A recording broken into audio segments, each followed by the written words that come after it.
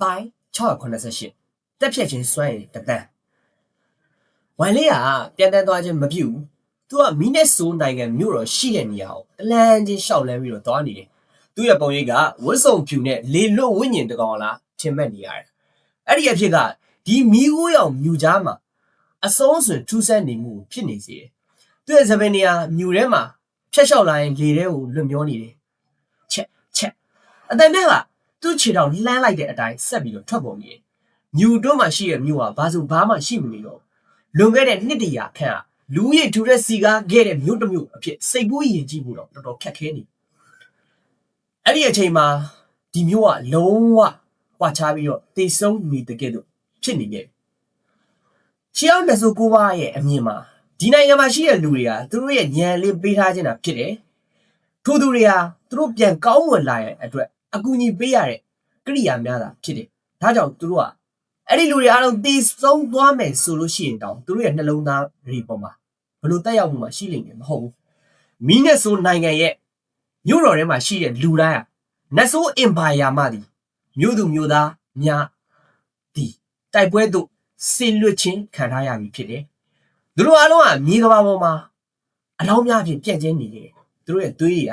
ကမြေကြီးကိုအနီအောင်ဆွန်းစေခဲ့ဝိုင်လေးကရှေ့ကိုတလဲချင်းရှောက်လန်းလာရတဲ့သူ့ရဲ့နှလုံးသားကလည်းတည်ငြိမ်လို့လာနေတယ်ရှေးအောင်နတ်ဆိုချိတ်စိတ်ကမီးနက်ဆိုနိုင်ငံမြို့တော်နဲ့9ကီလိုမီတာအကွာမှာစတင်မှာဖြစ်တယ်အဲ့ဒီဂျိတ်ပိတ်မှုကအလွန်အားကောင်းလာတယ်အဲ့ဒီဂျိတ်ပိတ်မှုနီလန်ရှေးအောင်နတ်ဆိုတပါသူ့ကိုယ်သူကာကွယ်ဖို့အတွက်နီလန်နေတဲ့ကတခုဖြစ်နေတယ်အခြားနတ်ဆိုနိုင်ငံများဘိုးချုပ်မှုများပဲ၎င်းချိတ်ပိတ်မှုချိုးဖျက်နိုင်လိမ့်မည်မဟုတ်ဘူးအခြားရှေးအောင်နတ်ဆိုများမှလွဲပြီးတော့အဲ့ဒီချိတ်ပိတ်မှုကိုချိုးဖျက်နိုင်တဲ့သူတွေဟာအလွန်တရာစွမ်းအားကောင်းလာတဲ့ကြင်ကြံမှုအဆင့်ရှိလူတွေဖြစ်ကြတယ်ရှေးအောင်နတ်ဆိုပေလောကအချိန်ပြောခဲ့ပုံရှိဘလာကင်းမဲ့သွားတဲ့အခါရှေးအောင်နတ်ဆိုတပါးကအဲ့ဒီမြို့ကိုဘယ်သူမှဝင်လာလို့မရအောင်ကျင်းတီဂျိတ်ပိတ်ပြင်မယ်ဆိုတဲ့အကြောင်းပဲဒါကြောင့်လေငါတို့သဘောတူထားတဲ့အထဲမှာပထမဆုံးလုပ်ရမယ့်အရာကဒီဂျိတ်ပိတ်မှုကိုဖျက်ဆီးနိုင်ဖို့ဖြစ်နေတာဝိုင်လင်းကနတ်ဆိုစိတ်ဝိညာဉ်ဆွဲအိမ်အပြင်းအကမှာရက်တက်နေလိုက်တယ်အဲ့ဒီနောက်သူ့ညာလက်ကိုမြှောက်လိုက်တယ်သူ့လက်ချောင်းထိတ်မှာအနက်ရောင်အလေးတစ်ခုဖြတ်ခနဲ့တောက်ပလာပြီးတော့သူကအကမျက်နှာညှို့လိုက်သူ့လက်ချောင်းထိတ်နတ်ဆိုးဝိညာဉ်ဆွဲရင်အကနဲ့ထိသွားတဲ့အခိုက်အတန့်မှာပြင်းထန်တဲ့တန်ပြားတစ်ခုရုပ်ရည်ပေါ်လာတယ်ဝိုင်လေးလက်ချောင်းကနောက်သူကန်ထွက်သွားပြီးတော့သူ့လက်ချောင်းကထုံထိုင်းပြီးတော့သွားတယ်ဝိုင်လေးကသူ့ခန္ဓာကိုယ်ထဲမှာရှိတဲ့ကောင်းကင်ဘုံစိတ်ဝိညာဉ်စွာများကိုအမြန်လှည့်ပတ်လိုက်တဲ့အချိန်မှာပုံမှန်တိုင်းပြန်ဖြစ်လို့သွားတယ်ဝိုင်လေးကခတ်တိုးတိုးလေးရည်ရွယ်လိုက်ဒါတကယ်စွာကောင်းလို့နေထိုအခိုက်အတန့်မှာအားကောင်းတဲ့နတ်ဖျားအာယုံတစ်ခုကမြို့တော်တွေကနေထိုးထွက်လာတယ်အဲ့ဒီနတ်ဖျားအာယုံကမူလစိတ်ဝိညာဉ်ကိုပဲတုံခါသွားစီနိုင်လောက်တဲ့အော်တန်ကြီးတစ်ခုထွက်ပေါ်လာထွက်သွားတယ်အဲ့ဒီအတန်ကကောင်းမြင့်ထက်နိုင်ပဲ့နေထက်လို့သွားတယ်အဲ့လိုမိုးချင်းတန်တည်းကြေလောင်လာတဲ့အတန်ကြီးကဝမ်လင်းနားတဲ့သူဝင်လာတယ်ဝမ်လင်းကညာလက်အလွန်ထူးဆန်းတဲ့ဂျိတ်စိတ်တစ်ခုကိုပုံဖော်လိုက်လူတယောက်ထိုဂျိတ်စိတ်ကိုအနီးကကြည့်လိုက်မယ်ဆိုရင်နတ်ဆိုးစိတ်ဝိညာဉ်စွန့်အင်းနေပေးစွမ်းနေသည်မြင်တွေ့ရလိမ့်မယ်အဲ့ဒီအော်ဒန်ကြီးဝမ်လင်းပေါ်သို့ကြားရောက်လာတဲ့အချိန်မှာချက်ချင်းပြက်ပြဲသွားတယ်ပေလော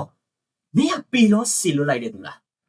းမြို့တော်ရဲ့ကြမ်းတမ်းကြမ်းကြုတ်လာတဲ့နတ်ဖျားအာယုံများထံမှာနောက်ထပ်အတန်တစ်ခုထွက်ပေါ်လာတယ်အဲ့ဒီအတန်ဒေါသတွေနဲ့ပြည့်နေတယ်ဝမ်လင်းကထိုအတန်ကိုလစ်လို့ရှုပြီးတော့အသက်ဝဝရှုသွင်းလိုက်တယ်အဲ့ဒီနောက်သူကခတ်တိုးတိုးဆူလာတယ်ရှီအောင်နတ်ဆောင်ပေလို့ဒါကငါတို့တယောက်သဘောတူထားတဲ့ပထမဆုံးအပိုင်းပဲကျေးဇူးပြုပြီးငါ့ကိုစောင့်ကြည့်နေဝမ်လင်းကသူ့ညာလက်ကိုမြှောက်ကောင်းကင်ထက်သို့ညွှန်ပြလိုက်အဲ့ဒီနောက်သူ့ရဲ့မျက်လုံးတွေအေးဆက်လာပြီးတော့ဖြင်းချင်းသာသူပြောလိုက်တက်ဖြတ်ခြင်းစွဲရင်စူစည်းကြတယ်အဲ့ဒီရိုးရှင်းတဲ့စကားလုံးတွေကမိုးချင်းတန်တဲ့ကြေလောင်ခြင်းမရှိဘူးကမ္ဘာလောကကိုလည်းဘလို့မှပြောင်းလဲသွားစေခြင်းလည်းမရှိဘူးတို့ရမှာအဲ့ဒီစကားတွေကမီးနဲ့ဆိုနိုင်ငံအတွင်းမှာဖော်ပြနိုင်စွမ်းမရှိတဲ့မုံတိုင်းတစ်ခုဖြစ်တည်လာတယ်မီးနဲ့ဆိုနိုင်ငံရဲ့မြောက်ဘက်တိုက်ပွဲကွန်းပြင်မှာရှိတဲ့နှစ်ဖက်လုံးရှိနတ်ဆိုးတပ်သားများခန္ဓာကိုယ်များရုပ်ရည်တုံရင်လာကြတယ်သူတို့ရဲ့ခန္ဓာကိုယ်တွေကကောင်းကင်ဝင်ထွန်းဖောက်မတက်ထူထဲသောတက်ပြက်ခြင်းစိတ်ဆန္ဒအမြင်တစ်ခုထွက်ပေါ်လာတယ်အဲ့ဒီတက်ပြက်ခြင်းစွန့်ရင်ကမျက်စစာထိုးထွက်သွားပြီးတော့အကွာအဝေးတစ်ခုမှာပျောက်ကုန်သွားတယ်ဘိုးဝေးရောက်ရှိလာပြီထိုနတ်ဆိုးတပ်သားများမျက်နှာများထက်မှာစိတ်လို့ရှားမှုလို့နဲ့ပြင်းနေတယ် သူတို့ကဆက်လက်တက်ပြချင်းမပြုတ်တော့ပဲတိုက်ပွဲနေရာကနေအမြန်ထွက်ခွာသွားကြတယ်မီးနဲ့ဆိုနိုင်ငံရဲ့တောင်ဘက်တိုက်ပွဲနေပြီမှာလည်းမရေမတွက်နိုင်တဲ့ဝိယုံနဲ့များထိုတိုက်ပွဲနေရာ၌တိုက်ခိုက်နေကြတယ်သူတို့ကအားကောင်းတဲ့တက်ပြချင်းစိတ်ဆန္ဒများကိုတည်ဆောင်ထားကြတယ်သူတို့လမ်းကြောင်းရှိရဲ့နတ်ဆိုးတပ်သားတွေကိုမကြာခဏတက်ပြက်လေးရှိရဲ့အဲ့ဒီနတ်ဆိုးတပ်သားများကလည်းမီးခိုးရောင်အခိုးငွေများအဖြစ်ပြောင်းလဲပြီးတော့စုပ်ရင်းခံရတယ်နှစ်ဖက်လုံးကနတ်ဆိုးဗိုလ်ချုပ်တွေဟာအဲ့ဒီမြင်ကွင်းနဲ့မစိမ့်လာတော့ဘူးအဲ့ဒီယူတွေရောက်ရှိလာပြီးတော့တဲလွန်စာမရှိပြန်ထွက်သွားလိုက်လုံနေကြတာတော်တော်ကြာပြီသူတို့ကဘယ်ဘက်ချဲတဲ့မှာပတ်သက်နေသည်ကိုလည်းမသိရအောင်တို့ရတယ်အခုအခိုက်တက်မှာထိုဝိစုံနဲ့များခန္ဓာကိုယ်တွေကရုပ်ရည်တုံရင်လာတာသူတို့မျက်လုံးထဲ၌စိတ်လှုပ်ရှားမှုတွေဖြစ်ပေါ်လို့နေတယ်သူတို့ကလျင်မြန်စွာတိုက်ပွဲနေပြီးမှထောက်ခွာသားကြတယ်သူတို့ထောက်ခွာနေနဲ့သူတို့ခန္ဓာကိုယ်မှာထွက်ပေါ်နေတဲ့အားကောင်းတဲ့တက်ဖြတ်ခြင်းစွမ်းအင်တွေကိုချဲရထားခဲ့ရမရင်မတွက်နိုင်တော့တက်ဖြတ်ခြင်းစွမ်းအင်တွေကမိုးဆက်ဝိုင်းစွန်း၌ပျောက်ွယ်သွားကြတယ်အဲ့လိုမြင်ကွင်းကမီးနဲ့ဆိုနိုင်ငံမှာနေရာအနှံ့မွားဖြစ်ပွားနေတာကောင်းကင်ကမီးခိုးငွေများနဲ့ဖုံးလွှမ်းနေတယ်အဲ့ဒီအမြင့်တန်းနေနဲ့မခံမန်းနိုင်တော့တက်ပြက်ချင်းစွန့်ရင်များပါဝင်နေတာကိုကောင်းကင်ထက်မှမြင်တွေ့ရတယ်ချက်ချင်းဆိုသလိုပဲကမ္ဘာလောကကြီးတစ်ခုလုံးကထိုတက်ပြက်ချင်းစွန့်ရင်နဲ့လွှမ်းခြုံသွားကအယိုးထိအိပ်ဆက်မှုတစ်ခုဖြစ်တည်လာတယ်အဲ့ဒီအခက်တိုင်းမှာမီးနဲ့ဆိုနိုင်ငံမှာတိုက်ခိုက်နေကြတဲ့အုပ်စုများရက်တက်သွားကြတယ်သူတို့ကကောင်းကင်ထက်သို့မသေးချာမရေရာဟန်မှန်များဖြင့်ကြည့်နေသူတို့မျက်လုံးထဲမှာစိတ်ရှုပ်ထွေးမှုတွေပြည့်နေတယ်စိတ်ဝင်ရင်တက်နေခြင်းမျိုးနဲ့စုဝင်များကလည်းလွန်ခဲ့သောနှစ်တရာခန့်နတ်ဆိုးတပ်သားများအတွင်း၌ပုံအောင်နေခဲ့ကြသည်ဒါမှကအချို့ဆိုရင်နှစ်ဖက်လုံးနဲ့ဘိုးချုပ်များတွေဖြစ်လာကြတယ်ထိုအခိုက်အတန့်၌မီးနဲ့ဆိုနိုင်ငံဘိုးချုပ်များအနေနဲ့တုံရင်လာကြပြီးတော့သူတို့ရဲ့ခေါင်းများထက်မှာတက်ပြက်ချင်းစွမ်းရည်များထွက်လာတာမျက်စံစွာပျောက်ကွယ်သွားကြတယ်တက်ပြက်ချင်းစွမ်းရည်များဆုံးရှုံးသွားပြီးတော့အဲ့ဒီလူများကကိုပိုင်မီးလမ်းများသုံးပြီးတော့မျက်စံစွာထွက်ခွာလာကြတယ်မီးနဲ့ဆိုနိုင်ငံတစ်ခုလုံးကနှစ်တရာလောက်စစ်ပွဲဖြစ်နေခဲ့ခြင်းပင်ဖြစ်တယ်ယနေ့မြင်ကွင်းကကံကောင်းလို့အသက်ရှင်ကျန်ရတဲ့သူတွေကတုံလုံးချောက်ချားစွာမြင်တွေ့ခဲ့ရခြင်းဖြစ်တယ်ကောင်းကင်ကအပြာရောင်မဟုတ်တော့ပဲအခုချိန်မှာမီးခိုးရောင်ပြောင်းနေတယ်တက်ပြက်ချင်းစွန့်ရင်အမြင်နေရလဲလေထဲမှာတိုးထွက်နေတယ်မီးနဲ့ဆိုနိုင်ငံမျိုးတော်ရှိရစုယုံလာကြတယ်တက်ပြက်ချင်းစွန့်ရင်အမြင်တန်းတသန်းအရက်မျက်နှာအနှံ့မှာဝမ်လင်းရှိရတိုးဝင်လာကြတယ်မီးနဲ့ဆိုနိုင်ငံရဲ့မျိုးတော်အထက်ရှိတဲ့ကောင်းကင်ထက်အော်ဟိတန်များကမရက်တက်သည့်အလားပဲဝမ်လင်းကသူကြီးမားတဲ့ဝဲကတော်ကြီးရဲ့ဘုံ၌ရှိနေတယ်သူ့ထက်တက်ဖြတ်ချင်းစွန့်ရင်အမြင်တန်းပြောင်များစွာကတရကြက်စီးဝင်လာနေကြတယ်အဲ့ဒီတက်ဖြတ်ချင်းစွန့်ရင်တွေကလွန်ခဲ့တဲ့နှစ်တရာကစွန့်ရင်တဲ့များစွာတာလွန်တယ်ခွဲထွက်လိုက်ဝမ်လင်းမျက်လုံးထဲ၌အနီရောင်အလင်းတစ်ခုတောက်ပါသွားတယ်ဝမ်လင်းကတက်ဖြတ်သူနှလုံးသားနဲ့တက်ဖြတ်ချင်းစွန့်ရင်လို့ပေါင်းဆက်သွားပြီးတဲ့နောက်မှာတက်ဖြတ်သူလမ်းစဉ်တစ်ခုရဲ့ပင်မထောက်တိုင်တစ်ခုဖြစ်လာခဲ့တက်ဖြတ်ချင်းစွန့်ရင်အမြင်တန်းတစ်သိန်းက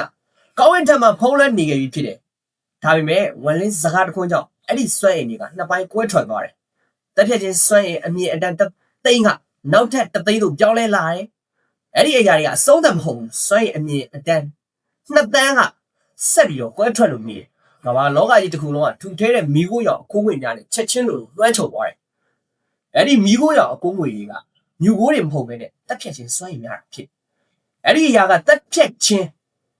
နှလုံးသားနဲ့တက်ဖြတ်ချင်းစိတ်ဆန္ဒတို့ပေါင်းစည်းထားမှုတာဖြစ်တယ်ထိုတက်ဖြတ်ချင်းစွန့်ရင်အမြင်တန်းကဆက်လက်ကွဲထွက်နိုင်တဲ့ရှိသေးတယ်သို့တော့ဝမ်လင်းကောင်းကင်ဘုံတက်ဖြတ်သူပညာရ၌အဆင့်တစ်ခုပူတာပြည့်စုံအောင်ကျွမ်းကျင်သည့်တစ်ဖြစ်အဲ့ဒီအခိုက်အတန့်ကအကန့်အသတ်တစ်ခုသာဖြစ်ငါတို့ကျိုးဖြတ်လိုက်စမ်းဝမ်လင်းကစပင်ကလေထဲ၌ဝဲနေတယ်သူကရုပ်ရည်ရဲ့နတ်ဆိုးဝိညာဉ်စွန့်ရင်အကမျက်နှာမြေပေါ်တော့လက်ညွှန်လိုက်တက်ဖြတ်ချင်းစွန့်ရင်အမြင်တန်းကချိတ်ပိတ်မှုပေါ်သို့မိုးရွာတယ်လို့ရွာချလာတော့တယ်